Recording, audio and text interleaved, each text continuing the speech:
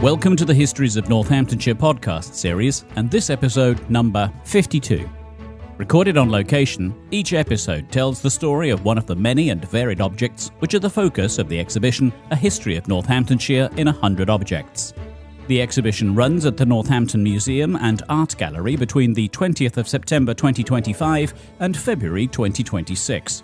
Selected by local individuals, heritage groups and the museum's own curators, each object tells a different story from the county's past. And so, to our guest for this episode. I'm Sandra Johnson and I'm a researcher for Collyweston Historical and Preservation Society. Now, Collyweston is a village. It is. And your family is very much steeped in Collyweston, I believe. It is, yes. We've been in the village for about 500 years, possibly longer, but as far as the records go back. Collyweston has a reputation, and it is a very specific one, and it relates to the object that you have in the exhibition. Yes, a piece of Collyweston Slate. It's strictly speaking, it isn't slate, it's limestone. It was discovered by the Romans and they used it as a roofing material. I think the original outcrop was an outcrop, they didn't quarry it. But now we have to quarry it, and it's been quarried continually, more or less, since the Roman times. Where would we have seen Collyweston Slate? Where is this reputation based on? It's quite widespread. It's in most of the villages in Northamptonshire, Stamford in Lincolnshire, just over the borders, houses are covered in it. Burley House, it's at the Cambridge colleges, St John's, Christ's and King's College, so it's there as well. In fact, they've just re-roofed that. And there's even a house in America with it on its roof. So Collyweston Slate has been exported? It has. Tell me about the slate itself that you have in the exhibition, because it is a certain size. It is. It's 12.5 inches and it's called a large middleback. The slates all have different names. There's Wibbits and Mumfords and Even Job. There's even one which is 16 inches, which is known as a 12. Where does this language come from?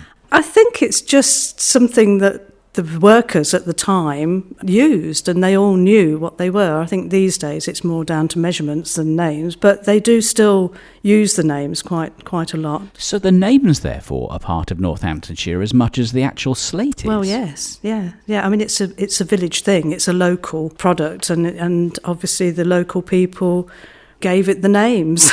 Now, you mentioned some of the buildings where Collyweston Slate can be found, and they are very well-known buildings. Do we know why Collyweston has the reputation that it does? I think it's a lot to do with, certainly as far as the colleges in Cambridge is concerned, Margaret Beaufort, because she lived in Collyweston, and she, when she first came to the village, ensured that the Slaters had a living wage.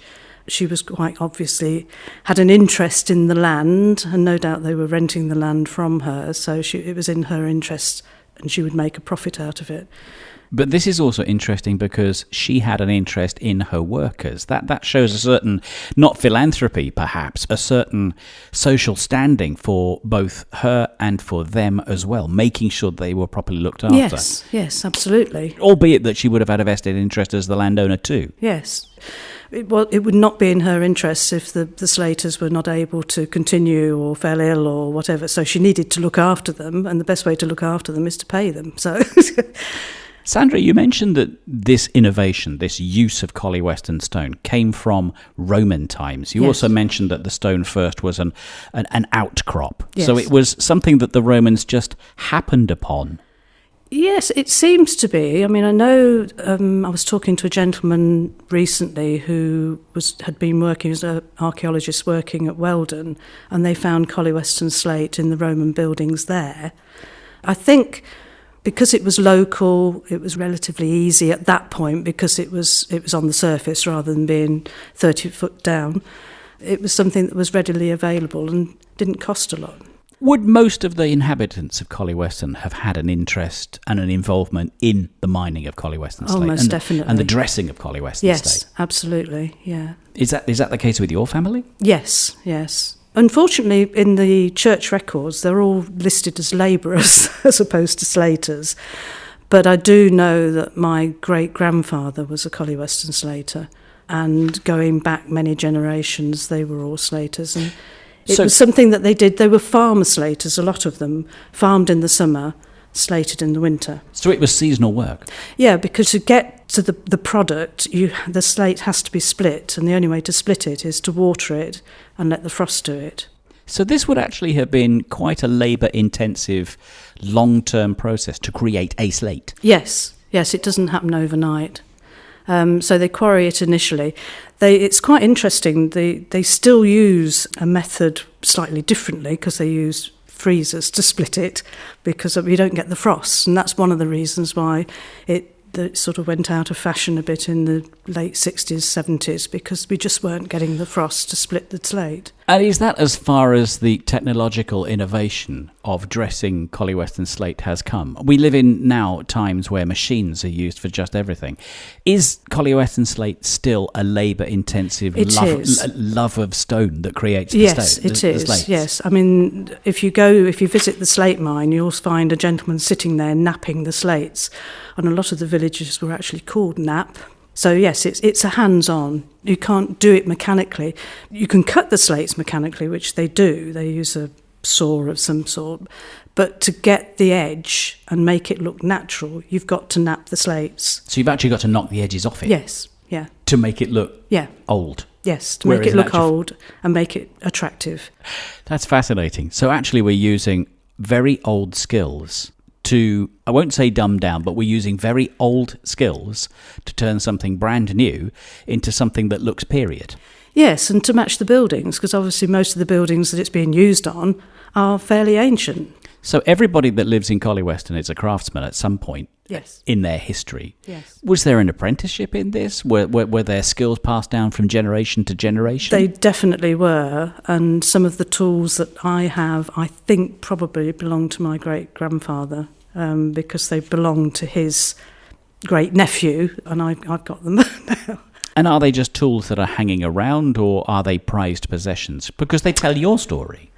For me, they're prized possessions, and I think certainly for the Slaters, when they had them, they were prized possessions. They wouldn't share them with anyone. They had their own way and feel, and, it was personal to them. This exhibition is The Histories of Northamptonshire. You are of Collyweston. Arguably, you are Collyweston. What is your reaction to this particular slate that is in the exhibition, telling the story not only of Collyweston, but of Northamptonshire itself? Do you have an emotional engagement with it? Yes, I do. I think because of the family connection, but also it's something that Northamptonshire can be proud of. It's a product that we've exported to the United States. It's a product that is highly sought by the colleges at Cambridge and the Guildhall in London that once had Collyweston Slate on it. And I think there was a church in Northampton that was slated with Collyweston. So it just gives the county a lot of character. There's certainly the north of the county, a lot of character in its buildings. Sandra, these items don't appear in a builder's yard. They are prized part of any building, or in the case of the Cambridge colleges, repairs to their very, very well-known buildings. Are you proud to be part of Collyweston? Is it something that runs through your DNA? Oh, it does, most definitely. Yes, I love the village and everything about it. Well, it's great that we're able to tell the story of Collyweston Slate, being part of Northamptonshire as it is. It's great that there's a material example of what's come out of the ground at Collyweston. Do we know whether there is still plenty of limestone down there to carry on the industry of the village? I think so. I was talking to Nigel Smith, who runs the slating business, and he said they've just been given permission from Burley Estate, because a lot of the land is owned by them, to quarry under a road and continue, I think, for about another 10 years. So there's enough to keep us going. But it's got a long life anyway. It can last up to 200 years. So the roof on ours was redone probably 100 years ago, because when we had it redone recently, we had to have a few repairs done to it. It had still got the original wooden pegs. Wow. And that is a story in its own right, I guess. Fascinating to hear the story. Keep Collyweston alive and keep on with the craftsmanship. Thank you for telling me about Collyweston Slate. Thank you. Thank you for listening to this Histories of Northamptonshire podcast. If you would like to find out more about the objects or listen to other episodes in the series, go to www.northamptonmuseums.com. Alternatively, you can visit the Northampton Museum and Art Gallery, where you can see the A History of Northamptonshire in 100 Objects exhibition for yourself. The Histories of Northamptonshire project is funded by Arts Council England as part of the National Portfolio Programme.